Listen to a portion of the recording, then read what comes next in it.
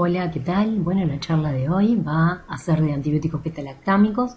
Es una charla llevada a cabo por el Laboratorio de Referencia de Antibióticos del Departamento de Bacteriología y Virología, que se ubica en el Instituto de Higiene y depende de la Facultad de Medicina. Bien, a modo de introducción, los antibióticos son moléculas naturales que pueden ser sintéticas o semisintéticas, capaces de inducir la muerte, o sea, ejercer un efecto bactericida o detener el crecimiento, ejercer un efecto bacteriostático de una población bacteriana. Podemos tener distintas clasificaciones de los beta-lactámicos, de los antibióticos en general. Entonces, según el efecto, podemos tener, como le mencionamos recientemente, un efecto bactericida versus un efecto bacteriostático. Esa es una de las clasificaciones. Otra clasificación es según la estructura química. Entonces, según dicha estructura, se definen diferentes familias de antibióticos, como son los glicopéptidos, que son moléculas grandes, con grandes estructuras en forma de anillo, los beta-lactámicos, que como estructura en común tienen el anillo beta-lactámico, que se ubica en este lugar. Luego tenemos los aminoglucósidos, ¿sí? Y luego tenemos las quinolonas, entre otros grupos de antibióticos. Otra de las clasificaciones que se pueden llevar a cabo, que se usan frecuentemente, es según el mecanismo de acción. Entonces tenemos aquellos antibióticos que afectan la síntesis de la pared celular, como lo son beta-lactámicos y glicopéptidos, aquellos antibióticos que afectan el enrollamiento del ADN, como son las quinolonas, que afectan a las ADN topoisomerasas.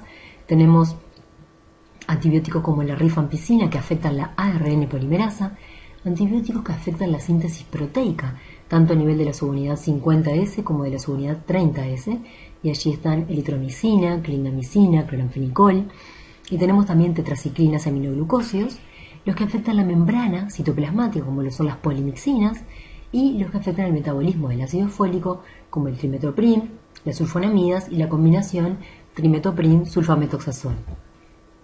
Otra de las clasificaciones muy utilizadas es según farmacocinética y farmacodinamia, entendiendo por farmacocinética la absorción, distribución y eliminación en el organismo del antibiótico, y la farmacodinamia es la interacción con el microorganismo. Entonces ahí se establecen dos conceptos, que es el concepto de antibióticos tiempo dependiente versus los antibióticos concentración dependiente. Los beta-lactámicos, que son los antibióticos de los que vamos a hablar en esta charla. Ahí tenemos un esquema y vemos cómo la concentración del antibiótico va alterándose en función del tiempo. Y eso depende de las dosis que nosotros administremos. Entonces tenemos en la curva amarilla cómo va haciendo la droga A, cómo su distribución en el suero del paciente va ejerciendo ese mecanismo de distribución alto y luego empieza a decaer. Lo mismo para la droga B. Y tenemos también el concepto de concentración inhibitoria mínima. Los beta-lactámicos son antibióticos tiempo dependientes. ¿Qué quiere decir esto? Que deben estar un 40% del tiempo por encima de la concentración inhibitoria mínima del intervalo entre las dosis, y es lo que se ejemplifica aquí con la línea en color amarillo. Si yo cumplo entre dosis y dosis estar por encima, por lo menos un 40% de ese tiempo por encima de la concentración inhibitoria mínima, esto se va a definir como un éxito, tiene correlación con el éxito terapéutico. Entonces, si nosotros tenemos a las moléculas de antibióticos, que estamos ahí a modo de ejemplo, las moléculas de un antibiótico a modo de un esquema, en un dibujo, el efecto que queremos obtener con los antibióticos, ¿verdad?, es asustar a la población bacteriana y generarles la destrucción de las células bacterianas o la inhibición de su crecimiento, para lograr el efecto final junto con el sistema inmunitario, que es la muerte de la población bacteriana. Siempre es el efecto entre los antimicrobianos que se estén administrando, en este caso antibióticos, y el sistema inmunitario para lograr el control y la erradicación de la infección. Entonces, ¿cómo actúan los beta-lactámicos? Para recordar, primero vamos a recordar cómo era la estructura de pared, la envoltura de cualquier microorganismo gram negativo, ya sea coco o sea bacilo. Entonces tenemos distintas estructuras. Lo primero que tenemos ahí con un círculo en rojo es la membrana citoplasmática, que es una bicapa lipídica que tiene proteínas, ¿sí? Luego está el péptido glicano, que es una estructura que se ubica en el espacio periplásmico, es el blanco de acción de los beta-lactámicos, que lo vamos a hablar a continuación. Y finalmente tenemos la membrana externa, donde se ubica distintas porinas, y el lipopolisacárido con el antígeno O que está hacia el exterior de esa estructura del lipopolisacárido tan importante también para los gram negativos. Por otro lado, tenemos la estructura de los gram positivos, que a diferencia de la estructura anterior, presenta membrana citoplasmática, pero presenta una gruesa capa de peptidoglicano.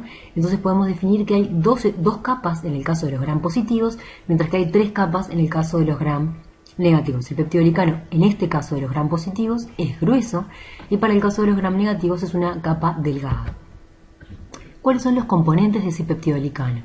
Tenemos componentes de tipo azúcares, que son N-acetilglucosamina, en un círculo en naranja, y N-acetilmurámico en un cuadrado en naranja, que se unen estos azúcares mediante enlaces beta 1,4.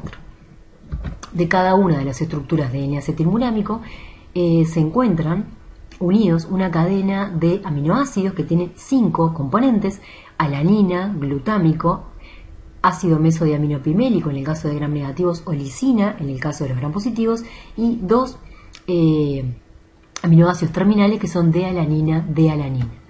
Entonces, lo que estábamos comentando de la unión entre los azúcares, eso lo llevan a cabo enzimas que se encargan del proceso de transglicosilación para unir las cadenas de azúcares entre sí.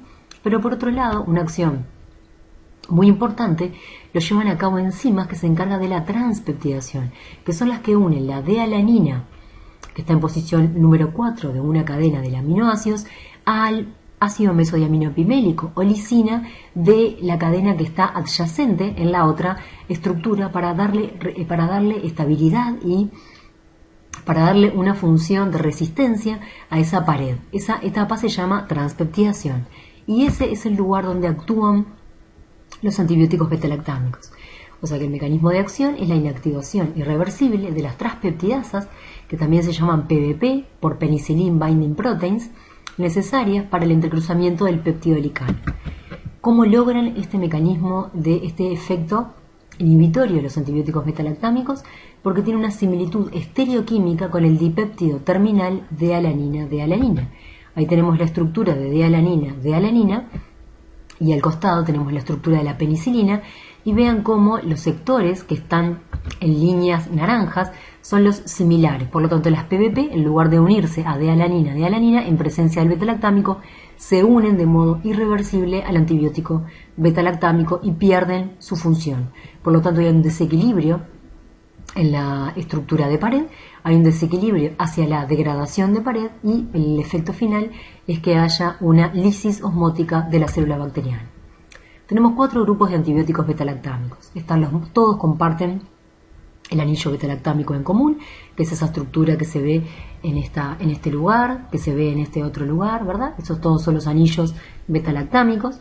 Y tenemos la estructura de los monobactams. Un representante es el astronam, de uso en clínica. Están los penams, que los representantes son las penicilinas. Luego están los cefems, que los representantes son todos los grupos de cefalosporinas. Y finalmente los carbapenems. ¿Qué tipos de infecciones cubren los antibióticos beta-lactámicos? Bueno, son los antibióticos de mayor uso en clínica y cumplen una variada cantidad, ¿verdad?, de infecciones distintas aparte, por eso lo variado, como son infecciones de piel y de tejidos blandos, infecciones respiratorias, endocarditis bacteriana, infecciones del sistema nervioso central, infecciones intraabdominales, infecciones urinarias, infecciones osteoarticulares. Haciendo un poco de historia, ahora vamos a ver el origen, brevemente, ¿verdad?, el origen de los beta-lactámicos, y a medida que se fueron desarrollando vamos a ver los beta-lactámicos activos sobre bacterias gram positivas, para luego ver los antibióticos beta-lactámicos activos sobre bacterias gram negativas. Entonces empecemos por los gram positivos y un poco de historia. Las penicilinas. Las primeras penicilinas en aparecer como uso en la clínica fueron las penicilinas naturales, que los miembros son la penicilina G y la B, que cubrían una gran variedad de microorganismos, como ser cocos gram positivos, como Streptococcus pyogenes, Streptococcus pneumoniae, Staphylococcus aureus, también otros agentes como ser Neisseria gonorrea, Neisseria meningitis y el agente Treponema pallidum. Eso era lo que cubrían las penicilinas naturales cuando se comenzaron a usar en la clínica. Al poco tiempo de su uso, sucedió que Neisseria gonorrea fue adquiriendo resistencia al grupo de penicilinas naturales, y lo mismo sucedió con Staphylococcus aureus, que adquirieron resistencia para las penicilinas naturales. A continuación, entonces, se desarrollaron en la historia de la creación de los beta-lactámicos, pensando en poder cubrir infecciones por Staphylococcus aureus, penicilinas semisintéticas, como lo son la meticilina y la oxacilina, que son resistentes a las beta-lactamasas estafilocóccicas, que era el mecanismo de resistencia que tenía Staphylococcus aureus para resistir a la penicilina. Por lo tanto, estos antibióticos meticilina y oxacilina no eran degradados por las beta-lactamasas estafilocóccicas. ¿Qué sucedía con los gram negativos? Enterobacteriaceae, familia Vibrio. Bueno, faltaban antibióticos beta-lactámicos que pudieran cubrir a estos microorganismos. Por lo tanto, aparecieron las aminopenicilinas, como ampicilina y amoxicilina, que tienen una buena actividad para bacilos gram negativos, enterobacterias, Vibrio, mejoran actividad sobre listeria, enterococos, Haemophilus influenza, pero quedaban algunos bacilos gram negativos por cubrir, como la familia de Pseudomonaceae, como un representante muy común en el ámbito hospitalario, como es Pseudomonas aeruginosa. Para ello surgieron posteriormente las carboxi y ureidopenicilinas, como la carbenicilina y la piperacilina. Bien, luego viene el amplio grupo de las cefalosporinas, de tanto uso en la clínica. Entonces recordamos que están las generaciones de cefalosporinas, de la primera a la cuarta. Cefalosporinas de primera generación tenemos a la cefalotina, a la cefradina, de segunda generación al cefuroxime, de tercera generación con integrantes como la ceftriaxona, cefotaxime y ceftazidime, y de cuarta generación como el cefepime. ¿Qué antibióticos cubren bien? Mejor dicho, ¿qué microorganismos cubren bien las cefalosporinas de primera generación como la cefradina? ¿Cuál es su espectro de acción? Entonces ahí tenemos las especies bacterianas que son cubiertas por la cefradina. Por ejemplo, tienen muy buena cobertura para especies de Staphylococcus y especies de Streptococcus, pero no cubren los enterococos, que son otros cocos gram positivos que tienen en este caso, resistencia natural a la cefradina. Pero Staphylococcus y Streptococcus son bien cubiertos por este antibiótico. ¿Qué sucede con gram negativos? Con bacilos gram negativos como Escherichia coli, Proteus, los cubren un poco menos que a Staphylococcus y Streptococcus, por eso tienen dos cruces, pero de todas maneras tienen espectro de acción. Sin embargo, especies de Klebsiella es dudoso, en algunos casos puede haber éxito terapéutico, en otros no. No cubren otros bacilos gram negativos como Enterobacter y Serratia, no cubren tampoco Pseudomonas aeruginosa y tienen una cobertura para Haemophilus influenza. Entonces, a continuación, surgió el desarrollo de otras cefalosporinas por la necesidad de cubrir mejor a los bacilos gram negativos. Entonces, ahora vamos a hablar de beta-lactámicos activos sobre bacilos gram negativos. Tenemos todos los grupos como Monobactams, penicilinas, cefalosporinas y carbapenems, pero vamos a hacer hincapié en cefalosporinas y carbapenems que tienen buena actividad sobre bacilos gram negativos. Recordando las generaciones de cefalosporinas que vimos recién, lo que sucede es que a mayor generación de cefalosporinas, mayor espectro sobre bacilos gram negativos. A medida que se fueron desarrollando las cefalosporinas de segunda, tercera y cuarta, se fue ganando actividad para cubrir bacilos gram negativos. En la actualidad hay unas cefalosporinas de uso en clínica que son de quinta generación, como el ceftobiprol y la ceftarolina, que son activos para Staphylococcus aureus meticinero resistente, que es un microorganismo que cuando adquiere resistencia a beta-lactámicos, los beta-lactámicos no pueden utilizarse más para tratar infecciones por un Staphylococcus aureus resistente a meticilina, salvo que se pueda probar la sensibilidad al ceftobiprol y la ceftarolina, que serían las cefalosporinas de quinta generación, que como antibiótico beta-lactámico pueden tener actividad para tratar un aislamiento de Staphylococcus aureus, infecciones por Staphylococcus aureus resistente a la meticilina. ¿Qué sucede con las cefalosporinas de segunda generación? ¿Cuál es el espectro de acción? Tenemos el cefuroxime y ahí vemos que tenemos mejor actividad que la cefradina para bacilos gram negativos de la familia Enterobacteriaceae, como Escherichia coli, Proteus, Klebsiella. Tenemos actividad mejor todavía sobre Enterobacter y Serratia, y también cubre Haemophilus influenza. Tiene cierta cobertura para las especies de bacteroides, y nuevamente no podemos contar con el cefuroxime para tratar infecciones por enterococos, y cubre menos que la cefradina especies de Staphylococcus y Streptococcus. ¿Qué pasa con las cefalosporinas de tercera generación? ¿Cuál es su espectro de acción? Bien, como fue su desarrollo, mejoran aún más el espectro de acción para bacilos gram negativos como Escherichia coli, Proteus, Klebsiella, ¿sí? Siguen cubriendo Enterobacter, Serratia, Haemophilus influenza, no cubren todavía un bacilo gram negativo importante en el ambiente hospitalario, como es Pseudomonas aeruginosa, tienen algún mecanismo de acción sobre estafilococos y streptococos y seguimos sin cubrir las especies de enterococos. Surgieron entonces también unas cefalosporinas de tercera generación que específicamente se les llama que tienen actividad anti-pseudomonas, como ser el ceftazidime, y ahí vemos que mantienen muy buena cobertura para bacilos gram negativos de la familia Enterobacteriaceae, como Escherichia coli, Proteus, Klebsiella, pero ganamos actividad para tratar bacilos gram negativos no fermentadores como Pseudomonas aeruginosa. Bien, ¿qué sucede con los carbapenems? Bien, los carbapenems como el imipenem, meropenem, ertapenem, son los antibióticos de más espectro, los antibióticos beta-lactámicos de mayor espectro, y su uso se reserva básicamente para el ambiente hospitalario. El imipenem es levemente más activo contra las bacterias gram positivas que el meropenem y el ertapenem, y por otro lado, meropenem y ertapenem son levemente más activos contra especies gram negativas con metabolismo aerobio. ¿Cuál es el espectro de acción de los carbapenems? Staphylococcus methicillino sensible, Streptococcus. Acá hay una de las especies de enterococos que es cubierta por los carbapenems, como Enterococcus fecalis, enterobacterias, Pseudomonas aeruginosa, especies de Acinetobacter, de bacteroides y anaerobios, excepto Clostridium difficile. No es activo sobre agentes del ambiente hospitalario como Stenotrophomonas o Burkholderia.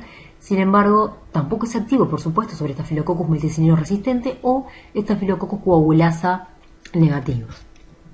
Bien, los carbapenems entonces destacamos para ir finalizando que se reservan para infecciones por bacterias multiresistentes e infecciones polimicrobianas complicadas.